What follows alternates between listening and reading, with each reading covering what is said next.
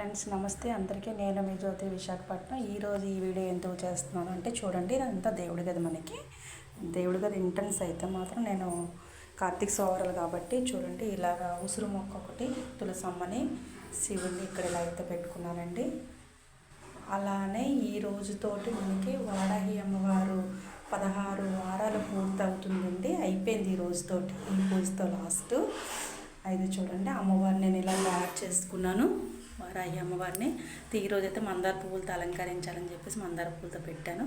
అమ్మవారికి నైవేద్యం వచ్చేసి పరవన్నం, దానం గింజలు, తాంబూలము, దానం పండు, పానకం, కందదీపం పెట్టానండి. ఈరోజైతే చూడండి, ఇలా వినాయకుడిని కూడా మనము తయారు చేసుకోవాలండి.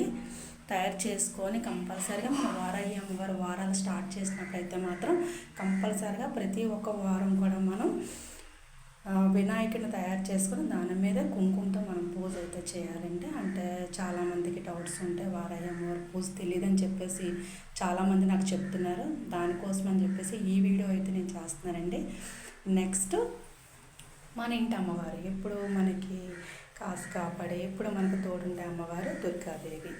ఈ అమ్మవారితోటి నేను ఇప్పటికీ 38 ఇయర్స్ నుంచి నేను జర్నీ చేస్తున్నానండి. అయితే చూశారు కదా, అమ్మవారిని ఇలాగా ఈరోజైతే మందార పూలతో పెట్టాలని చెప్పేసి అనుకొని ఈరోజు మందార పూలు ఎలా తెచ్చుకున్నానండి. అలానే లక్ష్మీదేవిని కూడా ఇక్కడ పెట్టానండి. అయితే మీకు ఇంకొక చిన్న డౌట్ అయితే రావచ్చు, దేనికోసమే అంటే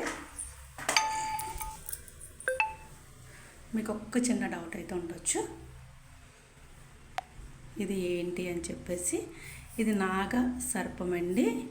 అయితే నేను లాస్ట్ వీక్ నుంచి షేర్ దీపం అన్నది ఒకటైతే పెడుతున్నాను నేను. చూడండి, ఒక బౌల్లోనే నాగ సర్పం అన్నది మనం పెట్టాలి.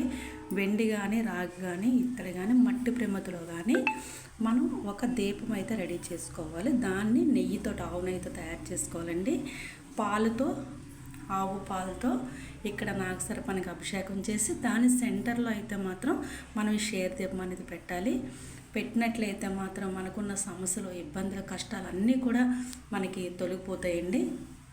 దానికోసం అని చెప్పేసి ఈ షేర్ దీపం అన్నది నేను లాస్ట్ వీక్ నుంచి స్టార్ట్ చేశాను. మనశ్శాంతి ఉంటుంది, ఆరోగ్యం బాగుంటుంది, అన్నీ బాగానే ఉంటాయి. ఇలా ఈరోజు ఇంట్లో అయితే రెడీ చేశానండి నేను.